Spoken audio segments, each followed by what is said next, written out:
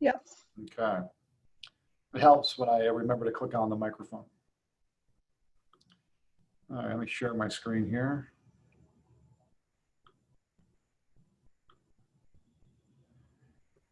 Hope everybody had a good weekend.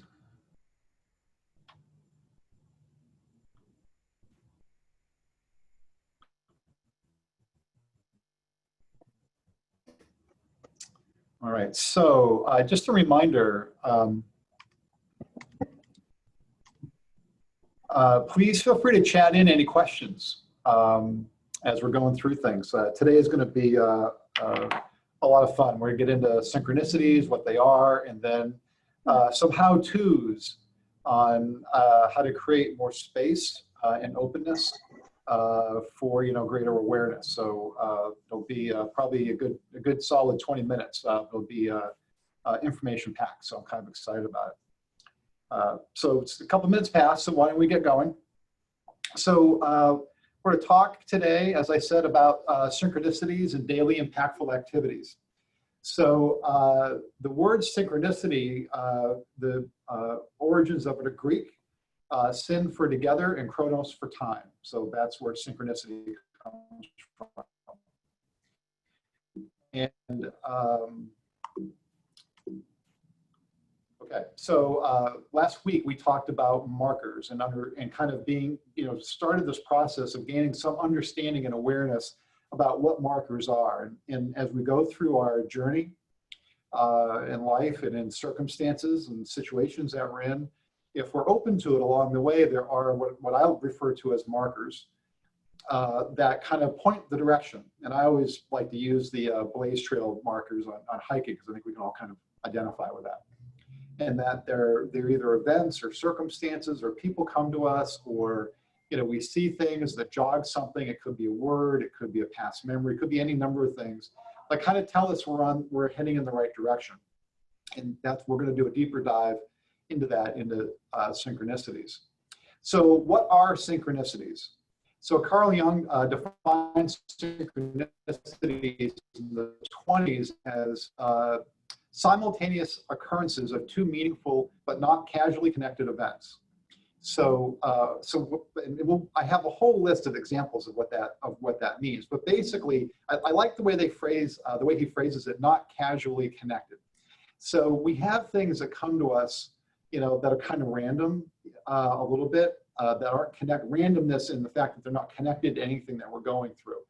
But as we're going through events, and I think what he talks about is not casually connected. So what not being casually connected means that I'm going through an event and something comes to me that is somehow connected to that, maybe even a little loosely, but somehow connected as kind of a guide stone or a marker, as we were talking about, oh, I'm heading in the right direction, or maybe this is the way I need to go, or I need to make this change, or I need to call this person to get some advice. And synchronicity is a string of events that seem to be highly symbolic and meaningful in their nature. And they're meaningful in their nature to the event that you're going through, whatever the circumstance is. And I've got one for you that I'll share as we're going through the list of what synchronicities might be and how you might look for them. And they can manifest in kind of endless types of forms. They could come as numbers, which is like a whole nother discussion. They can come in, connecting with the right person at the right time. They could come with, things as innocuous as hearing a song that might have meaning to you, or any type of, it could be names of people or streets, or there's this great example. I read it over the weekend as I was preparing about, and I don't think I used it here, but about somebody seeing this name over and over and over again. And then 3 weeks later, that was the street in which they bought a house on, right? And so those are kind of what synchronicities are. And it's a matter of how you pay attention to it. And what I mentioned last week was I was taught. So, the things that I'm sharing with you are things that I have mostly been taught or studied on my own. And I was taught the rule of threes. When you hear or see something 3 times, you got to pay attention to it. And I think that's also what gets into synchronicities. You know, 3 is kind of a magical number anyways, in a universal sense. But when you hear things 3 times, you know, you hear something once and it kind of gets your attention, you know, you catalog it. You hear something twice, the same thing twice, like, oh, okay, I'm on to you now, I'm listening. And when you hear it 3 times, that should be the trigger for you to act on something. So the purpose of synchronicities are to, and the way it's phrased here is it's the universe's way of giving you a wink and telling you, yes, you're heading in the right direction, or you need to go in this direction, or you need to be thinking about this. But it's basically telling you that you're right on track. And so, you know, you start with that theory or concept of markers, like walking a trail, and then take it one step deeper now into a synchronicity, which is really about the universe saying to you, okay, yeah, you're heading in the right direction. Maybe here's something you need to pay attention to. Importantly, maybe here's someone you need to talk to, or a book you may need to read, or an article, or a podcast, or any one of those things. And that's how they come to you. And we're bordering on what a lot of people would call kind of, you know, either new age or, you know, woo-woo stuff. But these are real things. And I think we all know that. Now, I think how most of us in the West have been socialized. We're socialized to kind of only believe what our 5 senses will allow for. However, I think we all know, though, that there's more going on than just that. And you know, probably our 6th sense is probably really our 1st sense. And so this is about what synchronicities are. They're really about allowing universal wisdom to come to you and provide you with you know, guidance along the way, other than, you know, just using our mechanical minds. And you know, I like this expression about our minds, right? Our brains, left side, right side. They're kind of designed to keep us, and this isn't mine, this is somebody else's description, but I like it. They're designed to keep us from bumping into things along our journey, okay? They're really good at figuring out how to use a screwdriver, start the car, how to use my cell phone and all that. But the brain isn't necessarily designed to help you feel, right? Feeling comes from the heart. You have 40,000 neuron cells in your heart. They only discovered this back in 1982, that basically replicate what you have in your brain. So your heart actually has its own brain function in addition to the feeling. So that's what synchronicities are. They're really about helping you, giving you outside guidance that you're heading in the right direction on your journey. So let's just go through real quick some of these, and I want to spend more time on kind of some how-tos. Get everybody's pictures in the right place here. So here are some examples of synchronicity. So overhearing a couple of strangers talking about something that is of great significance to your own life. You know, you can overhear somebody, or overhear, you know, a discussion. You hear a name over and over again. I just gave you that example of someone hearing, you know, this one name over and over again in different circumstances. It ends up being the street that they live on. Getting the exact message you need at the exact right time. And we've all had that experience where we get a message. It comes to us, again, could come to us in any number of ways, but we get the exact information we need. And I'm a real big believer in that we all get, if we've opened up our vision, our peripheral vision, as I call it, kind of our perceptive peripheral vision, as I refer to it. If we open that up, we've all had those experiences where we get the information we need at the exact right time. And we just have to be aware of it, right? Meeting the exact right person.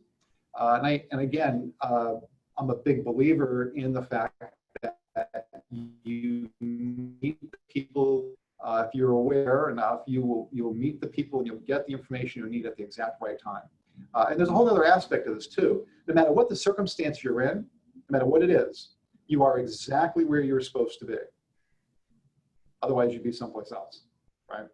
And so meeting that exact person or getting that exact right information is a form of a synchronicity.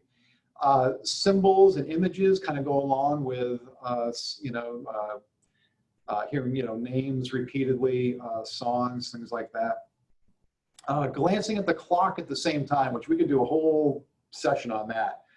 But basically, seeing repeating sequences of numbers is also another sign of a synchronicity. In other words, so let's just say, 1111 is a really popular one, or could be either 1111 or 111. That's pretty popular, and that there's a kind of a whole different study on numerology. But basically, when you see repeating numbers, they could be anything. For me, my repeating number is 71. It was my number in sports. It's the number on my credit card. It's the number on my phone. It's the number. I just got my boating license in New Hampshire. It's on my boating license. For me, everyone's sequences of numbers are different. But 71 is mine. But when you see repeating numbers, okay, it tells you that you're heading in the right direction. It's another way. It's another form of kind of universal communication that, okay, you're heading in the right direction, and it will come to you at a time when you need it. Hearing the same song, you might have a special song or a song that you're familiar with, and you hear it, and you're in a moment, whatever the situation is you're dealing with, you're in a moment, you hear the song, and the words stick out. All of a sudden, there's 2 or 3 words in the song, you're like, oh, right. All right, so that's a synchronicity, and the alignment of birthdays, friends, and partners. Like I said, my number is 71, and so for me, it shows up in all sorts of places. Most of the people I work with, a lot of the extension numbers in the company, the direct dial numbers are 71s. So it comes to you in different ways, and people having the same birthdays, and and things like that. So you just have to be kind of open to them. So, all right. So let's talk about how do we become, and this is more of a, let's move this out of synchronicities, although it's certainly part of being open to see it. And let's just talk about, how do I generally access greater openness? So if I want to develop habits or alter or add to my lifestyle, how do I do things in a way that will provide greater openness? And think about it in terms of this. One of the reasons why I chose this picture. Actually, my brother and I were tuna fishing. I actually took this picture a couple weeks ago off the Isle of Shoals and off Portsmouth. How do we create spaciousness so that things like synchronicities can come to us, right? And actually, in this picture, what was kind of interesting, I couldn't capture it, is that we're out in the middle of the ocean, and the currents of the ocean were crossing each other. It was just beyond this. You can see a little bit of turbulence. It was a really cool picture. I wish I had greater elevation for it. So how do we establish routines? Now, a lot of these that I'm going to give you just a brief explanation on them. Now, they were things that either, mostly that I was taught or researched and developed, okay? And so I'm basically passing along to you what's been passed along to me. So these routines, and don't look at these as in the form of extremes. I think a lot of times we look at things in terms of, absolutes and finites and extremes. And I was coaching somebody about, going to the gym, and, their initial thought was, well, I'm going to go to the gym and I'm going to, work my butt off, in this one workout. And it's like, no, don't do that. You're going to get yourself tired, right? So everything is about spacing things and about, moderation. How do we do everything in moderation? So what we're going to talk about, none of it's stuff you haven't heard before, okay? But they are what you need to create spaciousness and openness in your life, and to be able to allow things like synchronicities and greater knowledge, right, just to come to you. So go to bed and get up earlier. There's great magic in peaceful mornings. Now, some of you know, right? I go to bed pretty early and I get up really early. I go to bed at 8:30 and I'm up by 3:30 or 4. Well, you don't need to do that, right? If you go to bed by 9 or 10 and you're up by, 5 or 6 or something like that. But find time in the morning where you have some peacefulness. Think about it in terms of getting up an extra half hour early. Okay? You might have to go to bed 15 or 20 minutes earlier, but get up an extra half hour early so you have that morning time. If you don't journal and or meditate, think about developing a journaling or meditation practices. Now, what I'm going to tell you about meditation is one really easy way to start is go to YouTube, and you can just look up guided meditations where someone's actually talking you through that. There's some other places that you can go. I'm a Gaia subscriber, Gaia. It's a streaming website, streaming TV channel, and it has all sorts of meditation practices and things like that on it. But you can just start by going to YouTube. And the same thing with journaling. You can go online and you can get all sorts of information about journaling. Avoid watching the news or shows with negativity. Now, I get a news feed every day. That's how I get my news. I haven't watched news in years. And I get a news feed and I can kind of scan it, and I can kind of either get news, general news, international news, economic news, things like that. And it shows with negativity. It's just not. It's hard to stay open when you have a lot of negativity around you. So to the extent that you can, kind of move that right out of your sphere. Become a lifelong learner. I think that's another thing that I know that I really enjoy, and kind of came to me more naturally though. But read or listen to books that will feed your mind and soul. There's so many great works out there. And I'm an Audible subscriber, so if you have an Amazon account, I believe you already have, you're eligible for Audible. It's a great product. You download it right to your phone. You can listen to it in the car. I listen to it because I drive a lot and go to the gym, things like that. Or even just doing, around the house doing chores. But the ability to basically, leverage kind of today's technology to, easily access books. If you have time to sit and read, it could be a morning activity. You get up every morning and you read for 15, 20 minutes, right? That's another really good practice. But find things that will feed your mind and your soul. Be in nature. That's another one. Again, none of this is really highfalutin science, but being out in nature, being able to walk on the earth and be able to have fresh air around you, and open sky is really important to your mental framework. We talked about exercise, right? A fit mind means a fit body. Now, here's what this doesn't mean. This doesn't mean training for the Olympics. Right? What this means is you go for a walk 3 mornings a week, or you fit it in where you can, or you walk in the treadmill, or whatever the case, whatever you want to do for exercise. You go snowshoeing, right? Some of those types of things. All those types of things. You don't need to be training hard or running marathons or anything like that, but get some exercise, because your body needs a healthy mind, right? And your mind needs a healthy body. The two of them go together. Be curious and be in observation, and try to not be in judgment. And I'm going to group these, and then the next one is beware of your thoughts. I'm trying to group those together. So, thoughts become things, so we have to be careful. Now, it doesn't mean that we monitor every single thought we have. It's just the thoughts that we're aware of, right? Those are the ones that you want to monitor. And you've heard me say this before, that science has been able to sort out that the average person, the human mind, will have 60, 80,000 thoughts a day, and 80% of them the same as the day before. So you have a lot of thoughts going through there. So you can't monitor them, but monitor the ones that you're aware of, because those are the ones that you're supposed to be monitoring. Next, again, a simple one: watch what you eat and drink.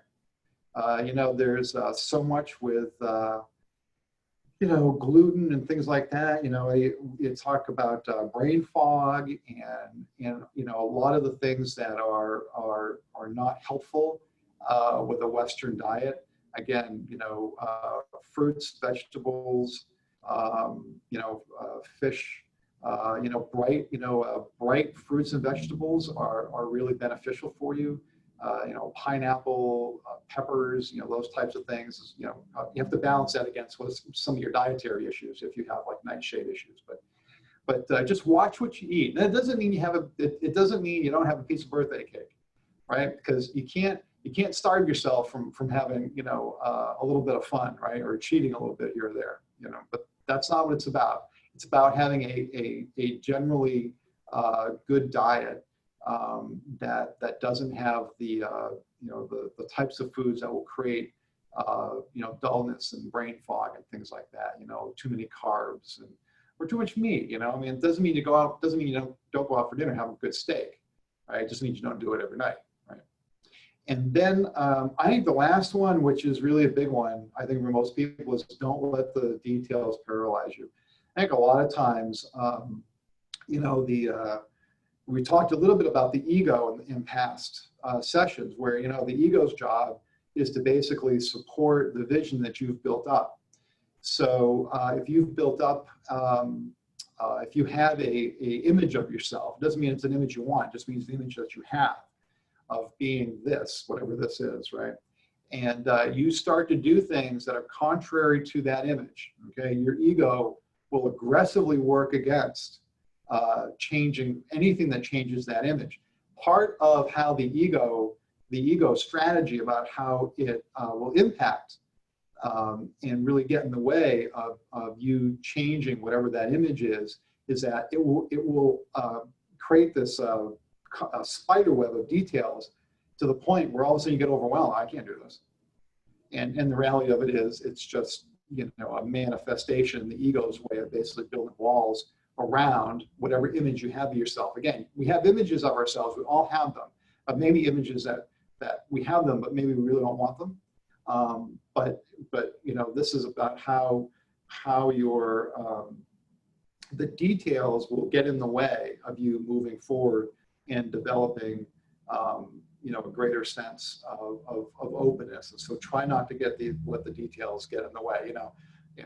Like you can say, well, I don't have a gym membership, I have to go out and get sneakers. Well, I don't know when I'm going to do that, right? All that stuff, right? That's getting paralyzed by the details. So I hope this was helpful. And I'm going to be off next week, and then I'll see everybody the week afterwards. Okay, so take care.